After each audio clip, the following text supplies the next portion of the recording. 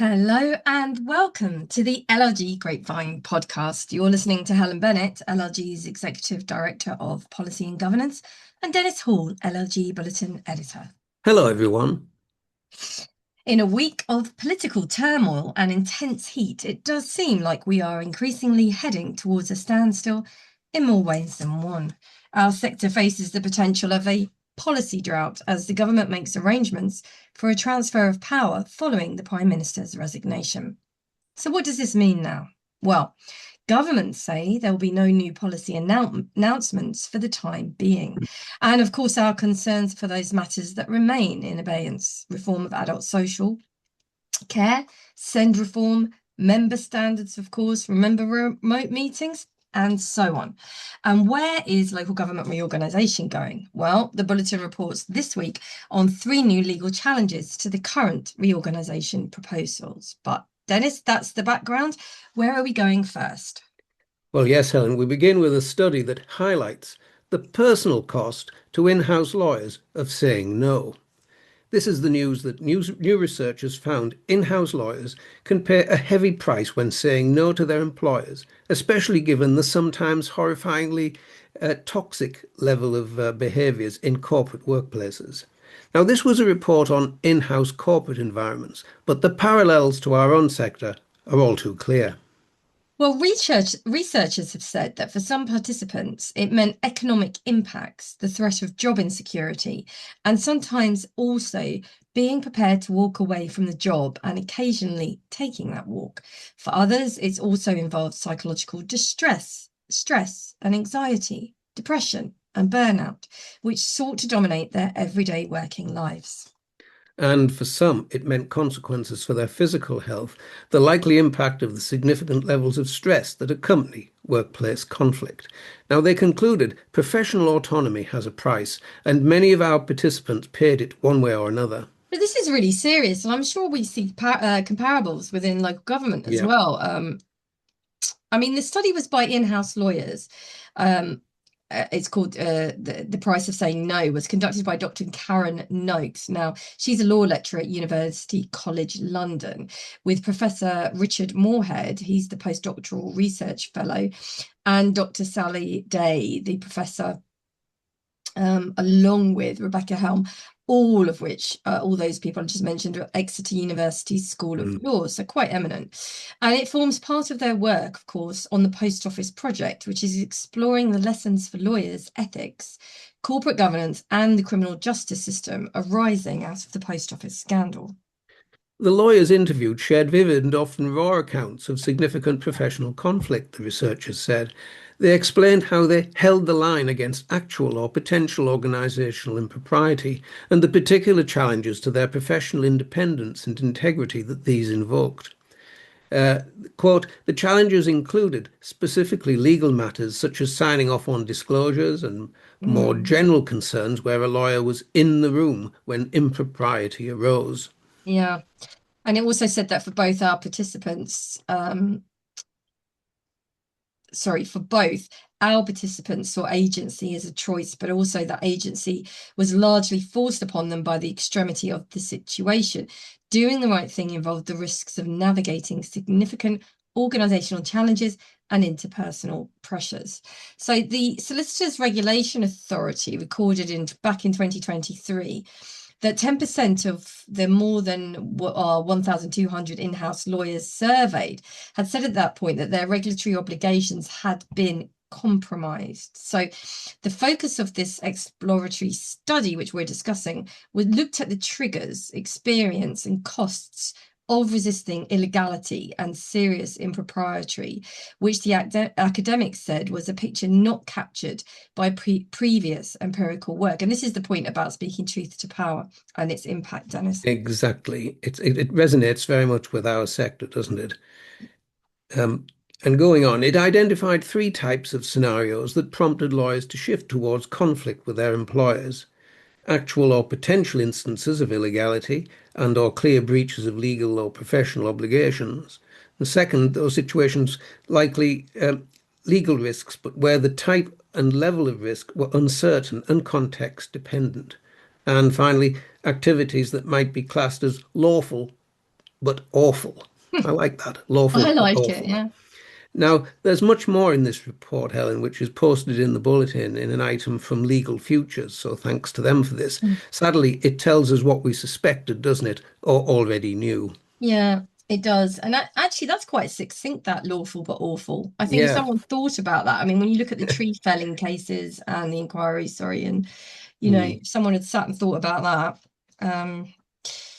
But there we are. Yeah. So, um, Interesting. yeah, absolutely interesting. Now, let's move on. And our colleagues in AMO in particular are working closely with senior lawyers um, within our membership to open up new pathways of support to meet all kinds of challenges.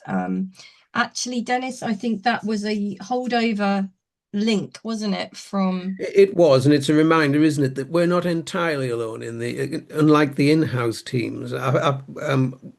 We've discussed this many times that opportunities for pathways for support are not available in the in-house corporates, but at least in local government, there are channels available. Absolutely. So let's move on, because next we have the news that Baroness Casey has outlined plans for conversations with the public on the appetite for, wait for it, renegotiation of the social contract. Now this pertains to adult social care. So, and it's the perennial problem, adult social care. We need to get it right. So important to get it right. She says that reform of the adult social care system will involve a conversation with the public on their appetite for a renegotiation of the social care contract. And Baroness Casey told that to MPs. Indeed, and appearing at a Health and Social Care Committee hearing last Wednesday, the chair of the Independent Commission on Adult Social Care stressed that a national care service is not beyond the wit of anybody, including previous governments, to have set out what a national care service would look like. However, she added that the first step would be to work out what the National Health Service is currently providing and where care fits within that or alongside it. That's an important work stream, but I do think actually that there should be a reset and a look at what Mm. would a good functioning national care system look at without any of the kind of baggage that's currently attached to the difficulties in the service. Do both in tandem, I would say. But she did Mm. warn MPs that care is currently being delivered, this isn't a surprise, in a rather complicated way, highlighting a real fault line between what the National Health Service does and thinks about social care and what the rest of us do and think about social care. Indeed. Now, in March this year, Baroness Casey warned that social care has never had its own creation moment and Mm. highlighted the need for a national conversation and 6 immediate actions from government. Now, this included asking the government to scale up dementia trials, to appoint a new dementia SAR, set up a new national safeguarding board to protect vulnerable adults, and to introduce a new fast-track social care passport for people diagnosed with motor neuron disease. Mm. Well, responding to questions from the committee, and that was this week, Baroness Casey set out plans to launch a public debate about the case for reform of social care. And she said that one of the things that had been missing on quite a significant scale is a sort of reset of the discussion with the public and to have a conversation with the public, which is a two-way on what their appetite is for. I suppose a renegotiation, as I've said, of the social contract and going on. She did say that in order to do that, we're about to commence that process in quite a big and deliberate fashion. So that'll be interesting to see how that manifests, Dennis. It will, and we'll report further on this in the bulletin, of course. Now, a next item, bit of a niche topic, but an interesting information case this. A freedom of information decision against West Lindsey District Council has marked a rare departure from established tribunal precedent on disclosing councillors' council tax arrears, with the Commissioner citing undisclosed personal circumstances as compelling enough to override the public interest in transparency. This is interesting, actually. This comes up more than you think it would, Does. actually. So the Information Commissioner has upheld West Lindsey District Council's refusal to name a councillor who is more than 2 months behind on their council tax or to disclose the sum owed. Now, the decision was based on evidence that the ICO said it cannot set out without itself identifying the individual concerned. The case arose from a three-part request submitted to the Council on the 6th of August 2025, asking how many councillors were at least 2 months in council tax arrears, the total amount owed, and the councillor's name. Now, the Council confirmed in its substantive response issued on the 1st of October 2025 that one councillor met the threshold, but the Council refused to disclose the amount or the name, initially relying on Section 38, subsection 1, that's health and safety, arguing that disclosure could expose the councillor to harassment or physical harm and cause significant distress. Well, the complainant challenged that refusal, pointing to the Upper Tribunal's 2016 decision, and that was in DH and Information Commissioner and Bolton Council, in which a comparable request for councillor arrears information was indeed ordered to be disclosed. Now, that was 10 years ago. Now, rather than rule on the council's Section 38 case, what the Commissioner did was it exercised his discretion to consider Section 40, subsection 2, that relates to third-party personal data instead. And on that basis, the Council's underlying concerns were really about the impact of disclosure on an identifiable individual. And having found Section 40, subsection 2 engaged here, the Commissioner did not need to reach a conclusion on Section 38 at all. The Commissioner first established that both the councillor's name and the total arrears figure constitute personal data. Moreover, he found that even the arrears figure alone, stripped of the councillor's name, would still amount to personal data, since the council's prior confirmation that exactly one councillor met the threshold meant that family members, friends and council colleagues would likely already be able to identify them. Well, the substantive analysis turned on Article 6, subsection 1, subsection F of the UK GDPR, and the familiar, of those who deal with it, three-stage legitimate interest test. So the Commissioner readily found a legitimate interest in just transparency and accountability around elected members' compliance with their own tax obligations, and that disclosure was the only means of meeting it. The balancing test is where the decision becomes significant for practitioners because the Commissioner gave substantial weight to the Upper Tribunal's reasoning in the Bolton case, which I previously mentioned, which held that council tax default strikes at the heart of the performance of a councillor's functions, and that the intrusion involved is one a councillor accepts on taking office. But the tribunal in Bolton also left open the possibility of exceptional cases where a councillor's personal interests would be sufficiently compelling to displace that public interest. The Council supplied the Commissioner with additional case-specific evidence that the councillor's personal circumstances, which the Commissioner concluded cannot be summarised in the decision notice, without indirectly identifying the individual. Now, on the strength of that confidential evidence, the Commissioner found this to be one of the exceptional cases envisaged in Bolton, concluding that Article 6, subsection 1, subsection F could not provide a lawful basis for disclosure, and that the Council was entitled to withhold the information under Section 40, subsection 2 in full. So we don't know, do we, Dennis? But it seems to me that a lot of thought went into that, withholding that. It is, and I described it as a niche topic, but I think it's the kind of FOI request every authority will be familiar with. Yeah, absolutely. Now let's look at planning, because the Planning Inspectorate has published a procedure guide for local plan examinations under the new local plan system.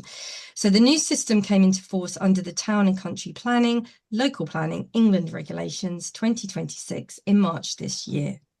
It replaces the 2012 plan-making regulations and introduces a structured gateway process, which the government said will support earlier engagement and help deliver a 30-month end-to-end plan-making process. Now, the Inspectorate's new guidance includes practical guidance, procedure and information, and covers the gateway assessments and the examination process in detail. Well, Andrew Megason, who's the head of plans examination for the Planning Inspectorate, he said that, quote, "We are ready to support local planning authorities as they begin working under the new local plan system. And this guide is an important step in setting out how we will work with them through gateways and examinations." And he said the guidance is a first edition and that the Inspectorate will continue to refine the document as the system beds in and as we gain experience of how it works in practice.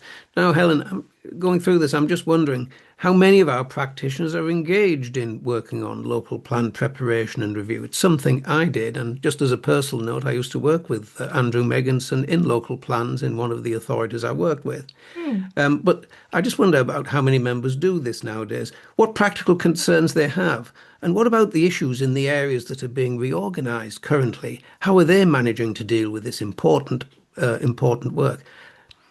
All good questions, Dennis. And of course, we have got our forum page. Now, Yep, for those of you listening who's thinking, what's the forum? The top right hand of the website, go into it. You've got all your practice areas. That's a really good way of getting in touch with your colleagues across the country in England and Wales and finding out what they're doing. Have they got an answer to a question? Have they got indeed. a A template? problem, a problem shared, and all of that.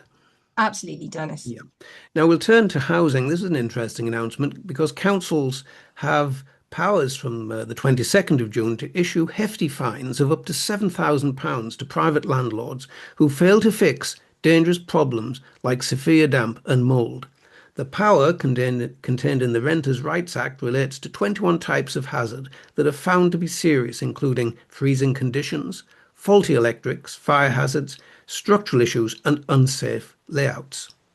Yeah, well, the Ministry of Housing, Communities and Local Government, to give it its full title, said that around 10% of private rented homes are estimated to have at least one of these health and safety problems classified as serious. That's quite a It significant is number. shocking. Yeah, and it added that the fining powers sit along existing powers councils can use to tackle unsafe homes that put tenants at risk. And these include forcing repairs, carrying out emergency works, and recovering costs from landlords who fail to act. The government has updated the housing health and safety rating system for the first time in 20 years. And this came into force on the 23rd of June alongside the final enforcement guidance. And Secretary of State Steve Reed has meanwhile written to mayors across England urging councils to use all powers at their disposal to tackle unsafe housing and protect tenants. Mm.